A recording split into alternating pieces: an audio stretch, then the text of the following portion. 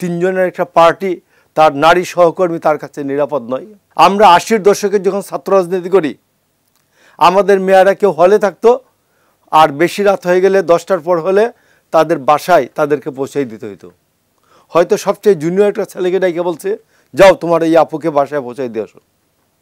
অথবা সিনিয়র এই যে শামসুজ্জামান দুদু রামপুরার দিকে হলে দুদুভাইকে বলছে, দুদুভাই আপনি আপনার নিজ দায়িত্বে, আমি অফিস সেক্রেটারি ছিলাম একবারে 1985 থেকে একবার 92 পর্যন্ত আমার হাতে অফিস ছিল।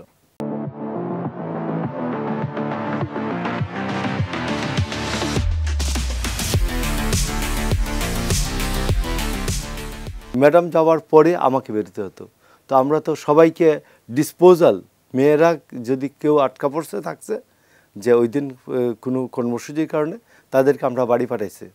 তো কোনো পরের দিন তো এসে কোনো সহকর্মী বলে নাই যে আমাকে অশ্লীলভাবে ছুঁয়েছে, আমাকে অশ্লীলভাবে কোনো কথা বলছে, হয় নাই তো।